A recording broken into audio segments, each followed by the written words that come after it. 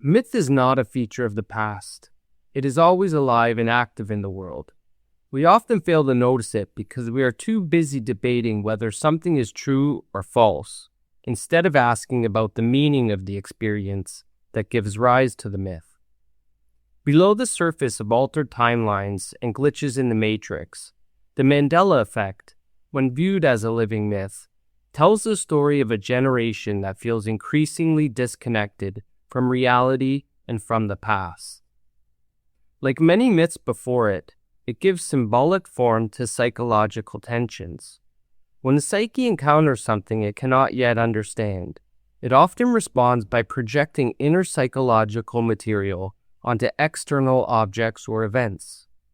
What appears on the surface as something strange happening in reality may instead be a reflection of something strange occurring within us. In earlier centuries, disturbances in reality might have been attributed to gods, spirits, or cosmic battles. In the modern mythic imagination surrounding the Mandela Effect, the disconnection between memory and reality is often attributed to technological experimentation at CERN, parallel universes, and intersecting timelines. While the imagery has evolved, the archetypal pattern remains the same. Something beyond ordinary perception has altered the world.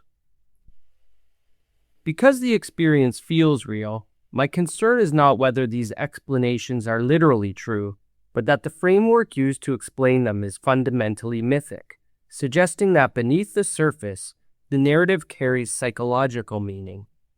While myth is often used pejoratively, in the study of religion and psychology, it refers to an event experienced as real and is psychologically meaningful.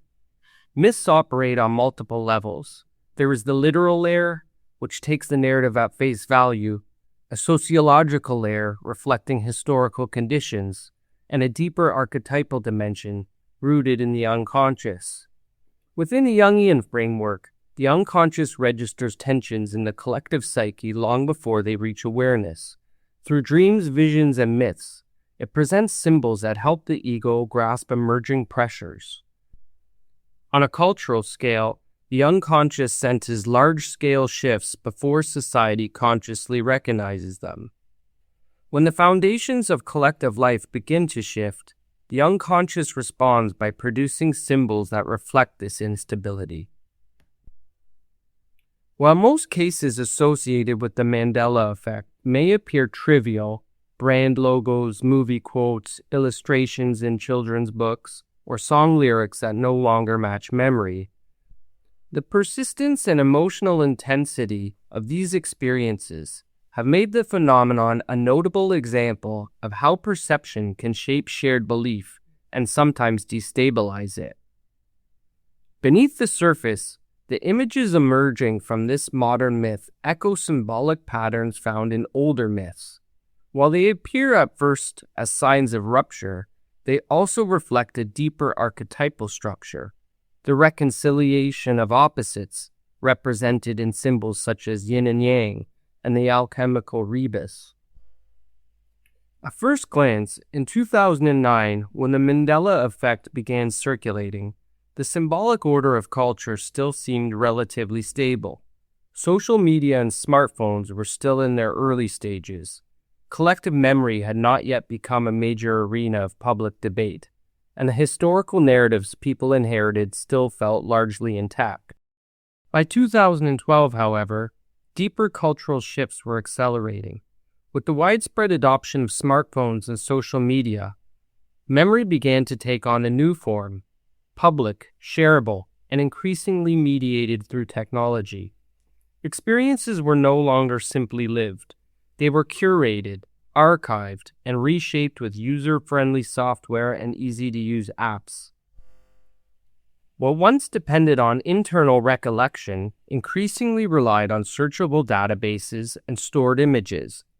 Memory was no longer something we carried within us, but something stored outside of us. Remembering gradually gave way to retrieving, as though the past had moved from the depths of the psyche into the hard drives of our phones. By 2016, familiar cultural symbols were being widely reinterpreted or revised. Classic literature was edited, historical figures reconsidered, characters in familiar films recast, and ideas about gender renegotiated. At the same time, artificial intelligence capable of generating convincing images and videos of events that never occurred was poised to emerge, challenging humanity's relationship to reality in ways only Philip K. Dick could have imagined. It was within this cultural environment that small discrepancies in familiar cultural images began to feel amplified. More and more people started pointing out that brand names seemed to change spelling, logos appeared subtly altered, and seemingly unforgettable details no longer matched the objects themselves. The myth does not revolve around dramatic historical events, but around small details embedded in everyday cultural memory. These examples may seem trivial, yet within the myth they take on symbolic importance. They suggest a culture that no longer fully recognizes itself, and suggest a growing uncertainty about the continuity of a familiar and comforting past. Art can be understood as a crystallization of the psyche, a meeting point between conscious intention and unconscious form. When the myth imagines that these cultural images, the psyche's mirror, have been altered, it suggests that the psyche no longer sees itself clearly reflected. The fear is not merely that a line from a childhood film has changed, but that the symbolic record of the past itself may no longer feel secure. When long-standing symbols are consciously altered, we are reminded that symbols are not fixed. For some, this brings creative renewal. For others, it produces estrangement, because the internalized images of childhood no longer match the ones that now appear before them. The Mandela Effect intensifies this estrangement into mythic proportions, transforming cultural revision into an experience that feels like reality itself has shifted. When viewed as myth, the phenomenon appears to possess an anticipatory quality, emerging in 2009 before tensions surrounding historical and cultural memory had fully reached conscious awareness. On a sociological level, the Mandela Effect dramatizes pressures that were slowly beginning to surface. 2009 was an unprecedented historical and psychological threshold. It was a time when memory, technology, and social life were beginning to converge. Experiences that were once remembered internally were now outsourced to devices, not only changing the way we related to the past, but how we experience reality itself. From this perspective, the myth can be understood as an early symbolic response to a disruption in established patterns of behavior. In traditional societies, memory was never simply a neutral record of past events. It was something sacred. In the myth of the eternal return, the historian of religion Mircea Eliade argued that many traditional cultures did not experience the past as something gone forever, but as something that could be ritually recovered. Ritual functioned as a form of living memory that connected the community to the forces sustaining cosmic and social order. Ancestors were not remembered simply as historical individuals, but as living presences whose memory helped maintain the structure of the world. For these cultures, forgetting was not merely a loss of information, it was a rupture in continuity. To forget was to become severed from the sacred. In modernity, sacred participation has largely been replaced by information retrieval, mediated through technological devices. The past is no longer approached through embodied ritual. Instead, memory is archived, categorized, and stored outside the mind. Rather than symbolically re-entering the past through ritual and myth, we now access it mechanically through screens and databases. As religious cosmologies recede and technological systems expand, memory becomes increasingly desacralized and separated from the lived human experience.